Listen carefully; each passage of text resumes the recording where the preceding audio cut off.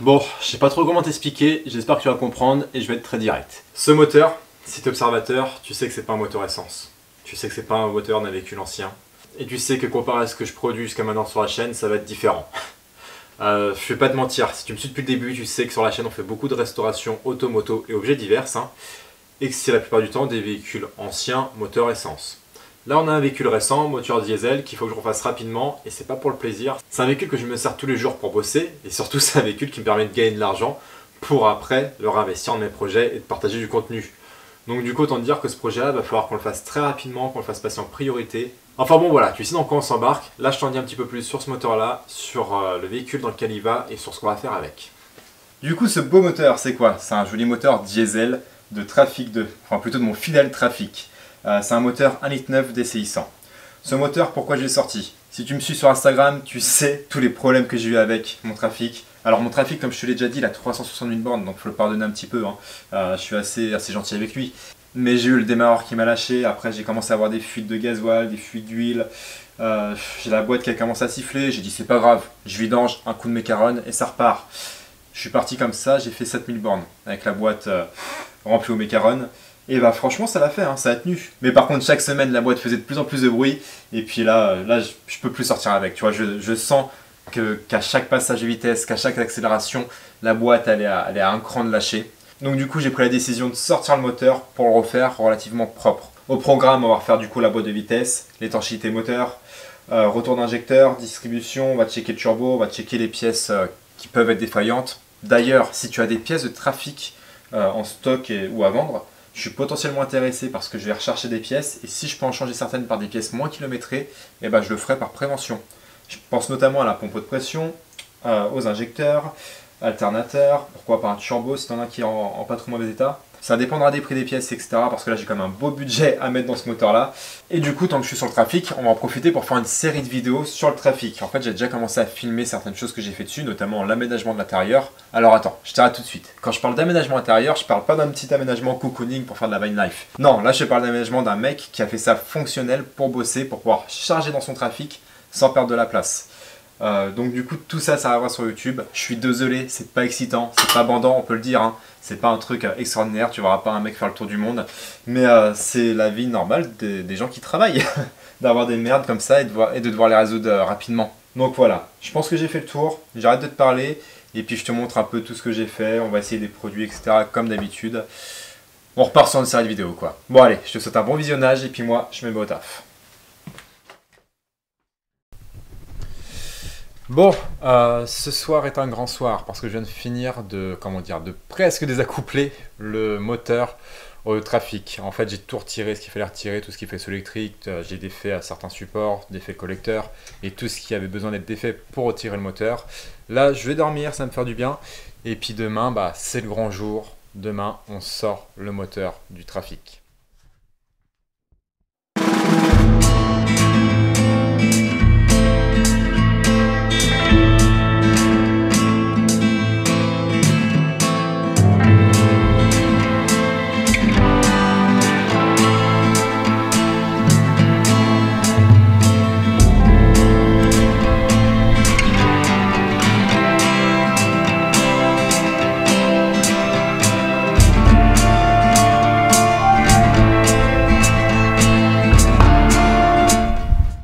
Le moteur du Trafic est sorti. Je t'avoue, je suis assez content.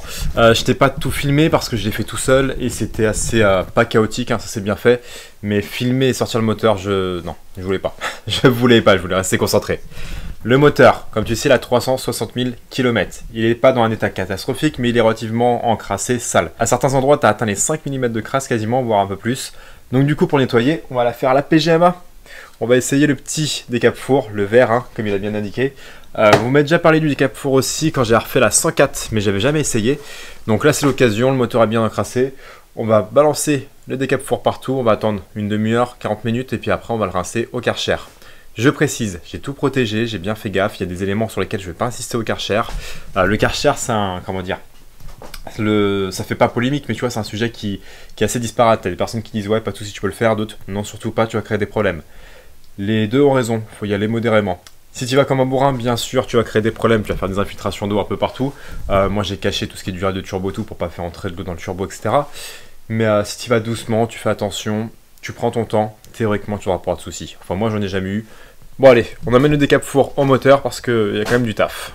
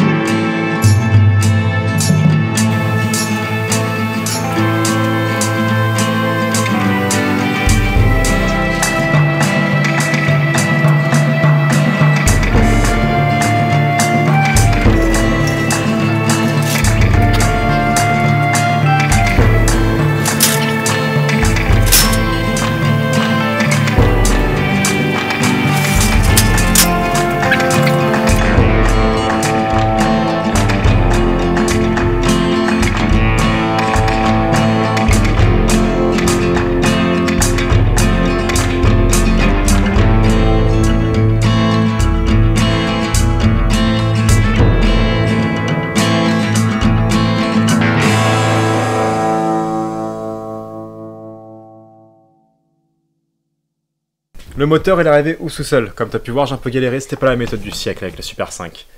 Bien sûr j'ai entièrement séché hein, à la soufflette, je sais pas montrer. Et du coup, pas nettoyé en frein, le décap four, et bah franchement ouais, PGMA là on valide à 200%. Franchement ça marche super bien et je suis assez étonné.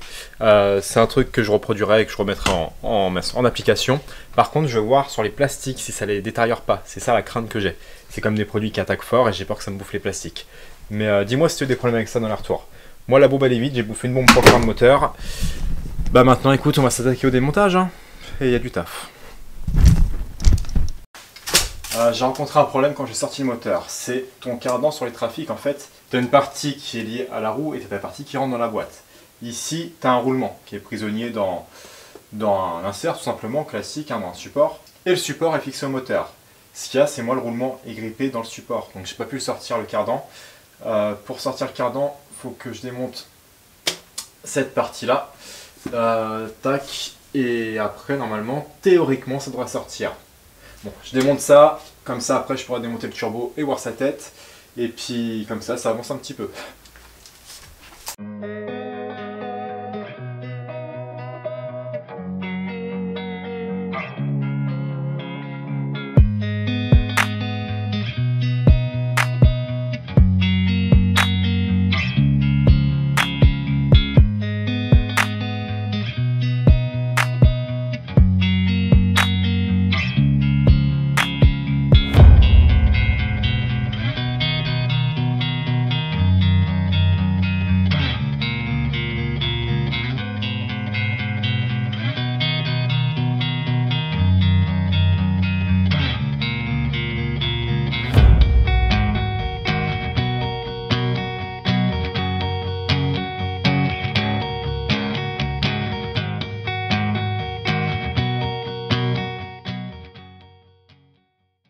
Je me disais bien, c'est bizarre qu'il y ait autant d'huile dans la boîte.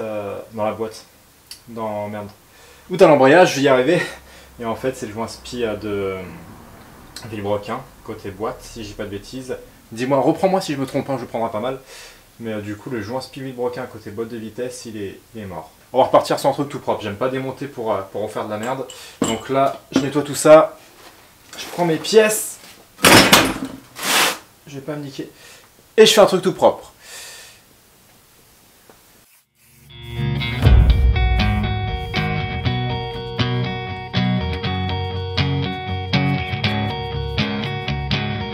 Côté embrayage, donc c'est bon, comme tu as pu voir la boîte est déposée, j'ai nettoyé tout ce qu'il y avait nettoyé, le joint spi il faudra que je le change, j'ai laissé pour pas que les impuretés rentrent. Là je passe au côté distribution, on retire la courroie d'accessoires et la distrie, je vais les changer, je sais que la distrie n'a pas beaucoup de bornes, elle a quoi 40 ou 50 000 la distrie je crois, mais par sécurité, surtout comme le moteur est déposé, je ne vais pas m'embêter, je vais la changer maintenant. On démonte tout ça, après je vais montrer alternateur, pompe de pression et pompe de direction assistée, pour bien les laver je pense. Et puis après, on va passer aux injecteurs. J'ai réfléchi ce qui restait, mais non, c'est l'injection après qui va à checker.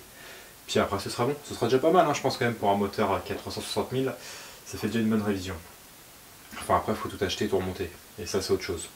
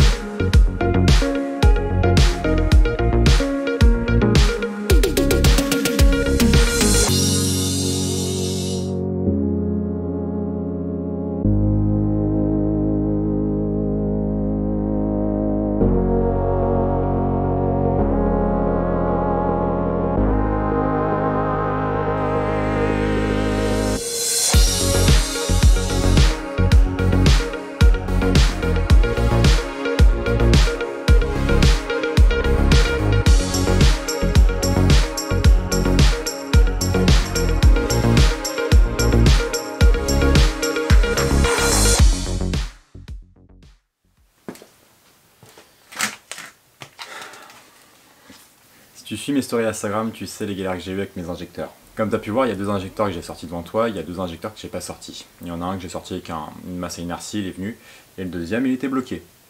Donc j'ai assisté à la masse inertie, j'ai fait avec un burineur, j'ai chauffé, j'ai refroidi, il bougeait pas. À la fin, le filetage il a commencé à s'abîmer, donc j'ai soudé un écrou, je vais te montrer tout ça après.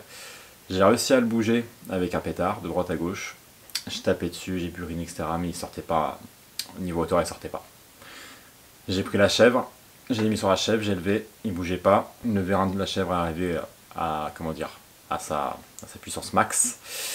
J'ai mis un autre vérin à côté que j'ai additionné avec celui de la chèvre. Ça n'a pas bougé. J'ai ressoudé des boulons, des écrous, j'ai remis ma masse inertie. En fait, en chauffant, je change des propriétés des vis et en fait, elles n'arrêtent pas de casser. Donc j'ai un injecteur qui est bloqué dans la culasse que je peux pas sortir. Ça fait, depuis jeudi, on est dimanche, ça fait 4 jours que j'essaye de le sortir tous les soirs. Et samedi, dimanche quasiment entièrement. Autant dire que je cherche une culasse de trafic 1,9 litre DCI 100. Je suis vraiment dégoûté. J'avoue, j'en ai marre là. Ça m'a saoulé. Mais là, j'ai pas le choix. J'arrête là. Là, maintenant, je déculasse le moteur. Tant pis, je déculasse encore une fois parce que la distribution a été décalée. Je veux voir l'état des pistons, des soupapes et tout le bazar. Mais si t'as une culasse qui traîne, on sait jamais. 1,9 litre DCI 100 et tu la vends pas trop cher parce que c'était pas du tout prévu. Après, il faut que je la fasse rectifier, que je la passe à l'épreuve. Je suis preneur. Puis voilà, que te dire de plus à part de dire que je suis déprimé, que c'est la galère, que c'est la misère. Si tu veux, on tiendra les comptes de la réfection de ce moteur là. Bon allez, je te dérange pas plus, moi je m'occupe de ranger tout le bordel que j'ai mis, et puis après on retire la culasse.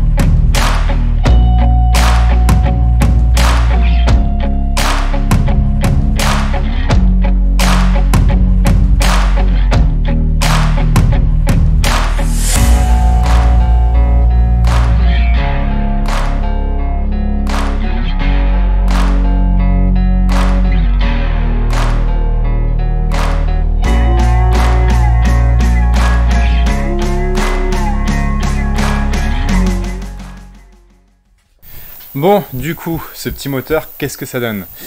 Et bah franchement, enfin une bonne nouvelle. Il est déculassé comme tu as pu voir, et les soupapes et les pistons sont en bon état. Comme tu le sais si tu as écouté la vidéo en entière, ce moteur-là, j'ai décalé la distribution de dedans. J'avais bouffé une vis. Et ce que j'avais peur, c'est qu'il y ait une grosse marque de soupapes dans les pistons et que les soupapes soient tordues. J'avais vérifié avec une caméra endoscopique quand j'avais décalé la distri, l'état des pistons, et il y avait la marque des soupapes dessus, donc ça me faisait un peu peur. Et du coup, comme le moteur a déposé, j'en ai profité pour tout checker.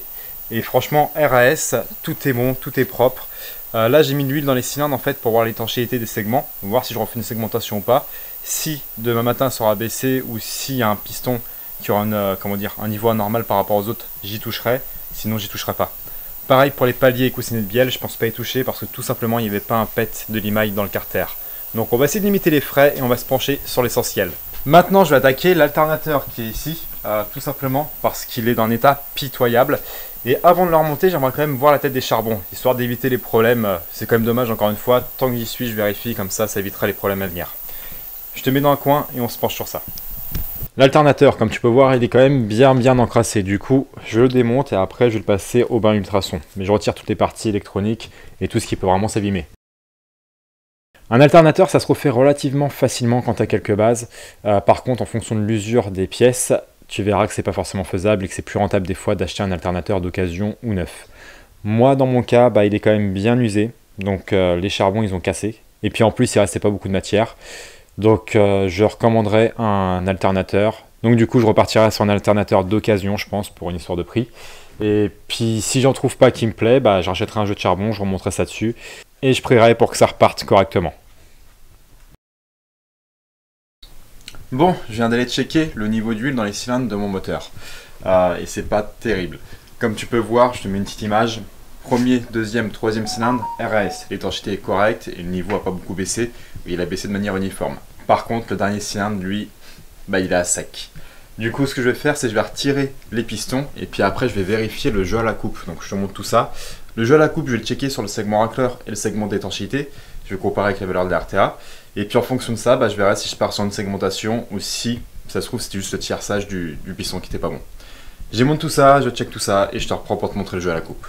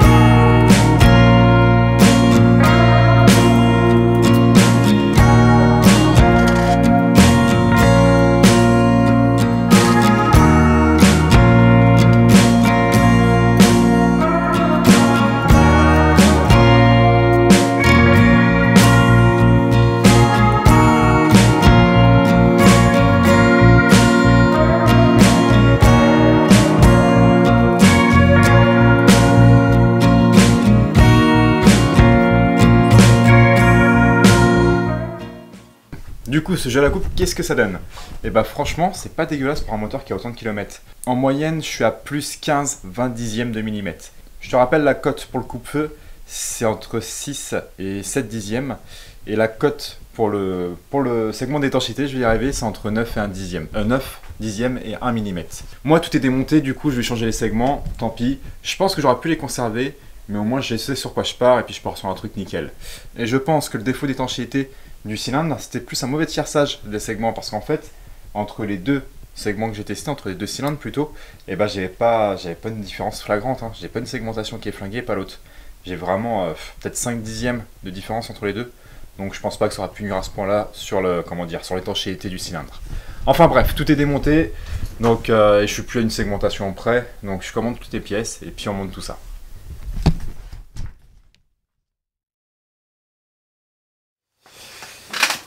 Bon, pour une fois, je m'assois, ça fait du bien. Je suis en train de monter la vidéo et j'ai retrouvé un passage où je disais ça. Je voulais faire au début coussin de bielle, palier d'huile broquin et segmentation. Là, je suis pas parti pour le faire. Ouais. J'avais un espoir à ce moment-là. Au début, j'étais pas du tout parti pour refaire le moteur jusqu'à là. Après, encore une fois, le moteur est sorti, donc c'est le moment de le faire. Moi, je suis quelqu'un qui garde mes véhicules jusqu'au bout, donc le trafic, je vais le garder et je vais encore faire, j'espère, des centaines de milliers de kilomètres avec. Mais il y a du taf avant ça. Hier soir, j'ai cassé mon PL pour commencer à acheter les pièces, parce qu'il m'en faut un petit paquet. Je vais me mettre un budget en faisant autour de 1500-1700 de pièces, en comptant la boîte de vitesse, pour refaire le trafic, enfin le moteur du trafic correct. Tout simplement parce qu'en fait la cote du trafic actuel, au moment où je te parle, elle a éclaté après Covid. Et un véhicule comme le mien qui a entre 300 et 400 000 km, les mecs aujourd'hui te les vendent 4000 euros. Moi je l'avais acheté 2000 euros, le mien 2200 exactement. Donc ok, c'est un budget et je suis d'accord avec toi, j'aurais préféré les mettre dans une deuxième 104, dans une Super 5 ou tout simplement finir ce que j'ai déjà commencé. Mais mon trafic au total il me sera revenu dans les 3500-4000 euros et c'est la cote qui vaut. Et si j'ai un gros coup dur et si je dois le vendre pour X raison, je ne parlerai pas dessus. Je te fais un petit point aussi sur toutes les pièces qu'il me faut pour le trafic, et la liste est longue. La segmentation, j'ai recontrôlé par la suite, et en fait, je suis plus aux alentours de 20 dixièmes de différence par rapport à la cote de la RTA, de la cote max, je te parle. Pour ce qui est palier de vilebrequin et coussinet de bielle, il y en a, ils vont me critiquer sur ça, je le sais, mais je ne la referai pas. C'est encore, si tu veux des trucs de qualité, c'est encore un coût à 150 euros. Et là, faut que j'achète une culasse, je te rappelle, que je la fasse rectifier, que j'envoie à l'épreuve, ça va me coûter dans les 200 euros. J'ai peut-être trouvé une culasse dans les 80 euros, donc ça c'est peut-être une pièce en moins à chercher par la suite. Je vais racheter un alternateur, parce qu'un alternateur d'occasion, ça vaut ça vaut entre 25 et 50 euros max. Et un jeu de charbon, ça vaut 50 euros pour l'alternateur que j'ai. Surtout que tu as vu, il est quand même bien bouffé, donc du coup je vais chercher un alternateur, on sait jamais si on a un. Un injecteur, est-ce que je prends neuf ou d'occasion? Ça c'est la grande interrogation que j'ai. Parce qu'en fait, si je monte un injecteur neuf avec mes 3 injecteurs d'occasion, il risque d'avoir un déséquilibre et ça risque de me flinguer les injecteurs. Et c'est pour ça qu'on dit souvent, quand un injecteur qui est mort, il faut que tu changes les 4. Ça coûte cher, mais c'est comme ça. Donc du coup, voilà. Dis-moi ce que tu en penses. Soit je reprends un injecteur neuf, soit je cherche un injecteur d'occasion. Et encore une fois, cette pièce, n'hésite pas. J'ai racheté des vis de culasse. Ça c'est pareil, c'était un truc où je voulais faire un petit aparté dessus et je me suis dit, de toute façon, t'es plus à ça près, Valentin. Donc j'ai racheté des vis de culasse. Bien sûr, toute étanchéité moteur. On aura peut-être un turbo neuf, ça va dépendre si un partenariat débouche ou pas. Ça me fait un peu peur le turbo que je vais monter dessus si c'est ça. Puis ensuite, tous les fluides, et tout ce qu'il faut, que ce soit huile de boîte, huile moteur, liquide de refroidissement, liquide de direction assistée aussi, enfin huile de direction assistée. Il y a plein de trucs à commander. Et je t'avoue, ça me fait chier, concrètement. Je vais pas passer par 4 chemins. J'espère quand même que ce projet te plaît, j'espère quand même que tu vas me soutenir là-dedans, que tu vas m'apporter des conseils et que tu vas toujours me suivre. Puis moi je te retrouve très vite pour une nouvelle vidéo, soit sur le trafic, ou alors je vais essayer de me débrouiller pour bosser un peu sur la 104 histoire de la finir définitivement. Ça va dépendre comment se passe tout ça et combien ça me coûte tout ça. Là une partie des pièces est déjà commandée, donc dès que je les reçois, je me remets sur le remontage du moteur et je te filme tout ça. Sur ce, j'espère vraiment que ça t'aura plu, n'hésite pas à partager, à liker et à commenter la vidéo si c'est le cas, et à t'abonner bien sûr.